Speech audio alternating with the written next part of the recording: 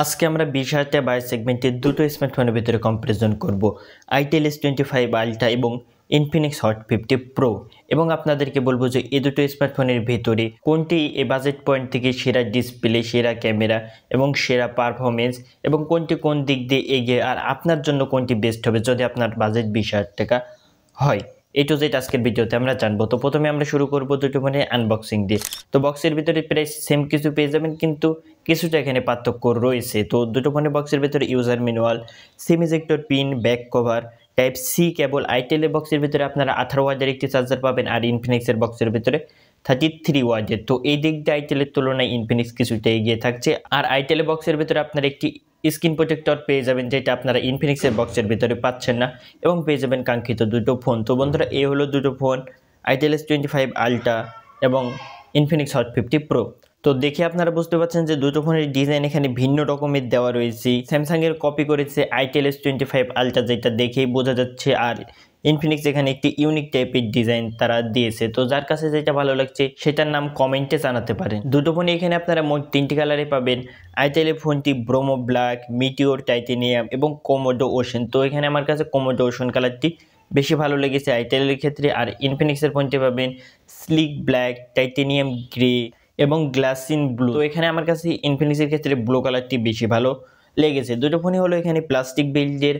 আইটেলে পাচ্ছেন IP64 আর ইনফিনিক্সে পাচ্ছেন IP54। তো এখানে ইনফিনিক্সের তুলনায় আইটেল কিছুটা এগিয়ে থাকছে। তার পাশাপাশি ডিজাইনের ক্ষেত্রে ব্যাক সাইডে দেখতে পাচ্ছেন যে আইটেলে একটি RGB লাইট দেওয়া রয়েছে, যেটা আপনারা কাস্টমাইজ করে ইউজ করতে পারবেন, যে বিষয়টি আপনারা ইনফিনিক্সে পাচ্ছেন না। হাতে নিয়ে বেশি পাতলা আইটেলের ডিভাইসটি মনে হবে ইনফিনিক্সের তুলনায়। আইটেলের ওয়েট হলো 163 গ্রাম, থিকনেস হলো 6.9 mm, আর ইনফিনিক্সের ওয়েট হলো 190 গ্রাম, থিকনেস হলো 7.4 mm। পোর্টস এবং বাটনের ক্ষেত্রে আইটেলে আপনারা 3.5 mm অডিও জ্যাকের পোর্ট পাচ্ছেন না, যেটা ইনফিনিক্সে পাচ্ছেন। তো ওই দিক দিয়ে ইনফিনিক্স কিছুটা এগিয়ে থাকছে। বাদ বাকি পোর্টস এবং বাটন অলমোস্ট সেম পেয়ে যাবেন। নিচের দিকে type C, microphone, SIM tray পেয়ে যাবেন নিচের দিকে আইটেলে, কিন্তু ইনফিনিক্সের ক্ষেত্রে লেফট সাইডের দিকে রয়েছে সিম ট্রে, যেখানে দুটো সিম এবং একটি SD কার্ড ব্যবহার করতে পারবেন। ইনফিনিক্সে ডুয়েল স্টুডিও স্পিকার রয়েছে, যেটা আবার আইটেলে নেই। তো এদিক দিয়েও এখানে ইনফিনিক্সই এগিয়ে থাকছে।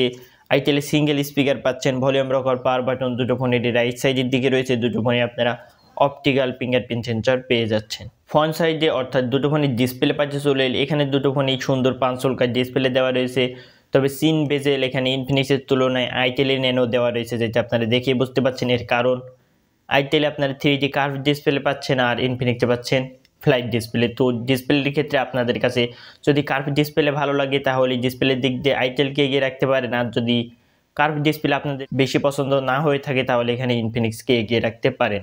দুটো ফোনের এখানে ডিসপ্লের দিক দিয়ে এটাই পার্থক্য রয়েছে। বাদ বাকি দুটো ফোনের ডিসপ্লে সকল দিক দিয়ে এখানে সেম। দুটো ফোনে আপনারা অ্যামোলেড ফুল HD প্লাস 120 Hz ডিসপ্লে পাচ্ছেন। দুটো ফোনের ডিসপ্লে সাইজও সেম 6.78 ইঞ্চ। তবে আইটেলে কর্নিং গরিলা গ্লাস 7 আইয়ের প্রোটেকশন পাচ্ছেন, যেটা ইনফিনিক্সে পাচ্ছেন না।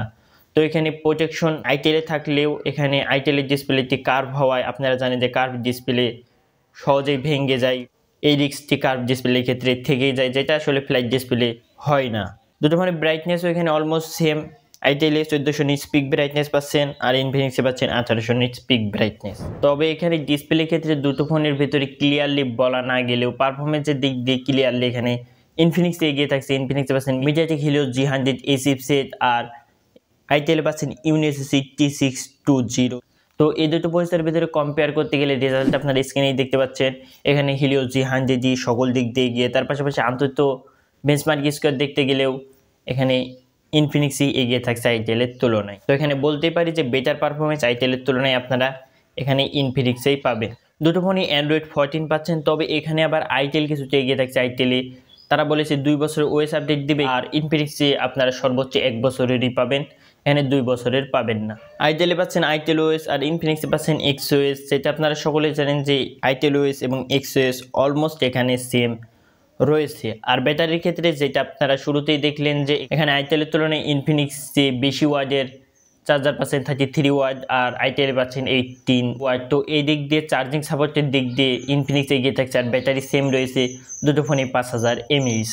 তবে আবার কানেক্টিভিটির ক্ষেত্রে এখানে ইনফিনিক্সের তুলনায় আইটেলই কিছুটা এগিয়ে থাকছে। আইটেলে আপনার আয়ার ব্লাস্টার পাচ্ছেন ব্যাক সাইডে ক্যামেরা মডিউলের ভিতরে, যেটা আপনারা ইনফিনিক্সে পাচ্ছেন না। আর আয়ার ব্লাস্টার থাকলে কি করতে পারেন সেটা আপনারা সকলেই জানেন, বাড়ির রিমোট চালিত সকল ডিভাইসগুলো ফোন দিয়ে কন্ট্রোল করা যায়, তো এটি একটি ভালো দিক রয়েছে। আর বাদবাকি দুটো ফোনে ওয়াইফাই, ব্লুটুথ, NFC সাপোর্ট আপনারা পেয়ে যাচ্ছেন। সর্বশেষে এখানে দুটো ফোনে ক্যামেরা পার্টে চলে এলে দুটো ফোনই মেন ক্যামেরা 50 মেগাপিক্সেল রয়েছে, তবে সেলফি আইটেলে বেশি পাচ্ছেন 32 মেগাপিক্সেল আর ইনফিনিক্সে পাচ্ছেন 8 মেগাপিক্সেল। আইটেলে বোথ ক্যামেরা দিয়ে 2K 30 fps ভিডিও শ্যুট করতে পারবেন, যেটা আপনারা ইনফিনিক্সে পাচ্ছেন না। ইনফিনিক্সে ব্যাক ক্যামেরা দিয়ে 2K অপশন থাকলেও এখানে সেলফি দিয়ে হাই রেজলিউশন আপনারা পাচ্ছেন না, সর্বোচ্চ 1080p এখানে পাচ্ছেন। আর টেলিফোনটি এখানে আপনারা 19,990 টাকায় 8/256GB ভ্যারিয়েন্টের সাথে পাচ্ছেন, আর ইনফিনিক্সের ফোনটি 18,999 টাকায় 8/128GB ভ্যারিয়েন্টের সাথে পাচ্ছেন। তো এখানে প্রাইস পয়েন্ট অনুযায়ী ইনফিনিক্সের তুলনায় আইটেলে আপনারা স্টোরেজটি এখানে বেশি পাচ্ছেন, যেটা আপনারা দেখলেন।